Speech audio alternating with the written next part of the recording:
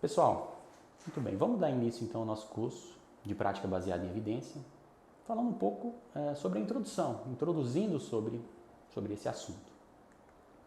Bom, então, o que seria a prática baseada em evidência? Então, seria uma integração da melhor evidência disponível, associado à experiência clínica do profissional e também levando em consideração os valores, as expectativas e a preferência do paciente.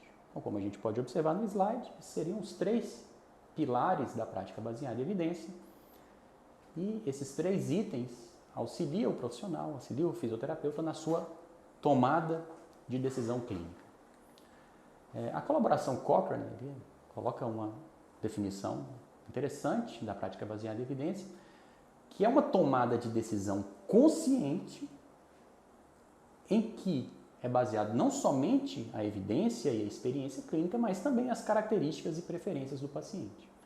Então, a prática baseada em evidência deve levar em conta que o cuidado do paciente é individual e envolve várias incertezas. Então, a prática baseada em evidência não é uma metodologia de estudo. A prática baseada em evidência é uma tomada de decisão clínica consciente, envolvendo essas 3 esferas, esses 3 domínios, esses 3 pilares: a evidência, a preferência do paciente e a experiência clínica. E é o que nós vamos falar um pouquinho, aprofundar um pouco mais nesses 3 pilares da prática baseada em evidência. E o importante é termos esse entendimento que os 3 pilares da prática baseada em evidência, eles têm a mesma métrica, eles têm a mesma importância. Então, o primeiro pilar é a melhor evidência disponível. O que é a melhor evidência disponível? A melhor evidência disponível é pesquisa clínica de alta qualidade. Então, primeiro, o que é pesquisa clínica? Pesquisa clínica são pesquisas conduzidas com pacientes de verdade e em ambientes clínicos. É a pesquisa que acontece lá na clínica, que acontece no ambulatório, numa realidade clínica de verdade. Então, são com pacientes de verdade em ambientes clínicos de verdade. Então, não serve pesquisa de bancada, pesquisa básica, pesquisa com modelo animal. Não. Pesquisa clínica é pesquisa com pacientes de verdade. E o que seria a pesquisa clínica de alta qualidade? Pesquisa clínica de alta qualidade é aquela pesquisa onde os resultados eles são confiáveis, onde os resultados identificados naquele estudo eles podem ser extrapolados para a população. Então, é uma pesquisa com baixo risco de viés, pesquisa com bom poder estatístico, com uma boa descrição da intervenção. Então, em relação a poder estatístico, risco de viés, nós vamos ver tudo com calma ainda nesse curso. E um outro ponto importante, a pesquisa clínica, ela responde perguntas clínicas que se referem a desfechos clínicos sobre intervenção, prognóstico, diagnóstico e percepção do paciente. Pesquisa clínica responde pergunta clínica. E cada tipo de pergunta exige um tipo de estudo diferente. Cada tipo de pergunta exige um delineamento de estudo diferente. Então, nós vamos ver com calma os tipos de estudo para intervenção, os tipos de estudo para prognóstico e os tipos de estudo para diagnóstico, bem como a pergunta clínica para cada um desses itens. Então, por exemplo, como vocês podem visualizar no slide, aqui é um estudo interessante, quando a gente observa o título, né, o efeito de uma mistura de oxigênio e de ozônio no estresse oxidativo sistêmico e no dano orgânico. É um estudo que está indexado na PubMed. A princípio, a gente poderia ficar animado, como o bonequinho que vocês podem ver no slide. A gente pode ficar animado. Mas quando você vai na metodologia, você vê que é um estudo em modelo animal, feito em ratos. Então, isso não é estudo clínico, isso não vale para a prática baseada em evidência. Prática baseada em evidência, eu repito, são estudos clínicos conduzidos em seres humanos, em pacientes de verdade, em ambiente clínico. Então, a pesquisa básica não entra. Pesquisa básica, que é muito importante, como o próprio nome diz, é básica, né? Ela é a base, muitas vezes até inclusive a base para a realização de estudos clínicos no futuro. Então, a pesquisa básica é diferente de pesquisa clínica. Pesquisa básica serve para quê? Qual é o objetivo, a finalidade principal da pesquisa básica? Entender mecanismos por trás de uma doença, entender possíveis mecanismos de um tratamento, de uma determinada condição, de uma determinada patologia. O conhecimento da área básica não pode ser extrapolado por uma tomada de decisão clínica. Isso é muito importante. O conhecimento da área básica, o que a pesquisa básica nos mostra, não deve ser extrapolado por uma decisão clínica. A pesquisa básica serve para levantar hipóteses para ser testado no futuro em pesquisas clínicas. E, eventualmente, na fisioterapia, a gente acaba cometendo esse equívoco. Então, a gente pode observar no slide um fenômeno clássico, né, e tradicional. Por exemplo, o valgo dinâmico. Então, por muito tempo se atribuiu ao valgo dinâmico o desenvolvimento da dor fêmuro-patelar, da síndrome da dor anterior do joelho. E aí tinha uma hipótese por trás disso, né? Então, o valgo dinâmico iria aumentar a compressão retropatelar, geraria um vetor lateralizante na patela, uma área de contato menor, uma maior pressão, tudo baseado em pesquisa básica, tudo relacionado à pesquisa básica. Então, levantou-se essa hipótese, e aí, quando começaram a ocorrer os estudos clínicos para o tratamento do valgo dinâmico, para uma correção do valgo dinâmico, o que aconteceu? Os pacientes melhoravam a dor patelofemoral melhorava, diminuía a intensidade de dor, mas o valgo continuava.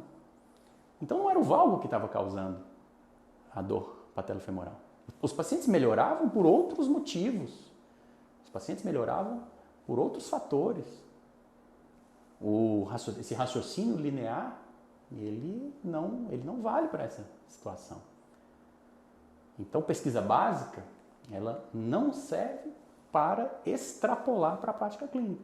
A gente pode ter ali uma plausibilidade biológica. Então, o que seria uma plausibilidade biológica? A razão pela qual um tratamento pode funcionar. Tem uma plausibilidade? Tem uma plausibilidade.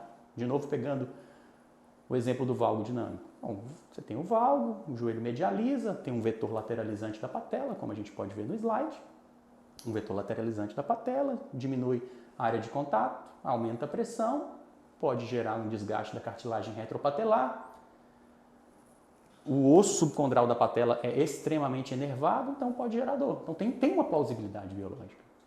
Mas os estudos clínicos tentando corrigir valgo dinâmico, o que aconteceu? Os pacientes melhoraram a dor, mas o valgo continuava. Não podemos, portanto, extrapolar os achados de pesquisa básica para a prática clínica. Então, a plausibilidade biológica seria isso, a razão pela qual um tratamento pode funcionar. Então, seriam os possíveis mecanismos de tratamento de uma condição, que é um princípio, portanto, da área básica, da pesquisa básica. Eu repito, plausibilidade biológica não é suficiente para representar evidência clínica. Na fisioterapia a gente pode, eu usei aqui o exemplo do valgo dinâmico e da dor patelofemoral, mas existem várias situações onde a gente extrapola questões mecânicas, biomecânicas, que têm plausibilidade, a gente extrapola para a prática clínica. Mas para mostrar, para ser pesquisa clínica de alta qualidade, são pesquisas que são conduzidas com pacientes de verdade, em ambientes clínicos. Então, pesquisa de laboratório, pesquisas biomecânicas, elas, para esse momento, elas não servem. Elas são a base que vão servir como hipóteses, levantamento de hipóteses, para futuramente ser testado em pesquisa clínica. O segundo pilar da prática baseada em evidência é a experiência clínica.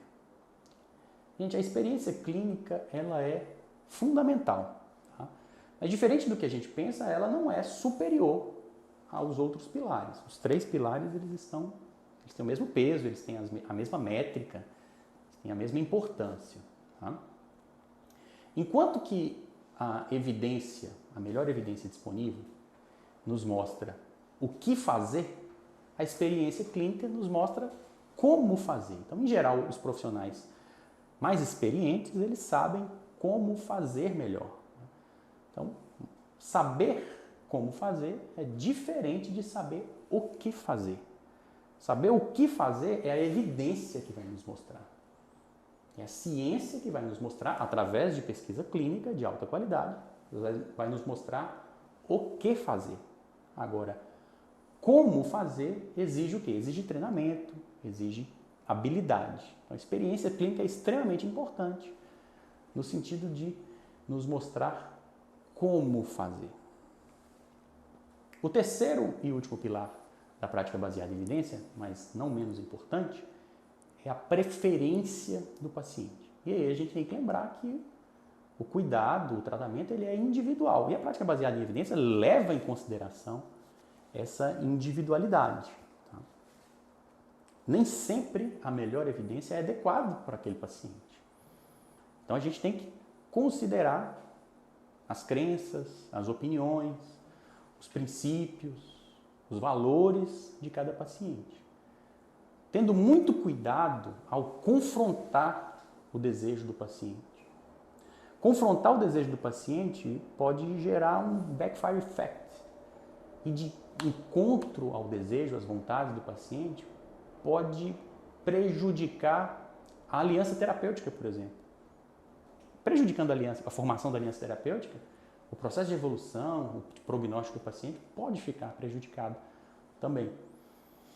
Nesse sentido, muitas vezes, a melhor conduta, ela tem que ser aplicada de forma gradual, respeitando sempre as opiniões, as vontades, as crenças do paciente, as experiências passadas do paciente.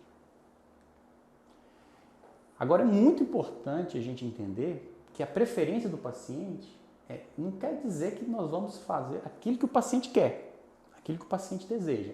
Preferência do paciente não é fazer o que o paciente quer. Então, nós temos que sentar, discutir com o paciente os benefícios e os riscos de um tratamento. E em uma tomada de decisão compartilhada, numa tomada de decisão conjunta, prescrever para o paciente aquilo que ele prefira receber, aquilo que responda às suas expectativas, às suas crenças e que seja baseado em evidência. Nem sempre a melhor evidência ela pode ser aplicada. E em determinadas situações a gente tenta de maneira gradual aplicar a melhor evidência.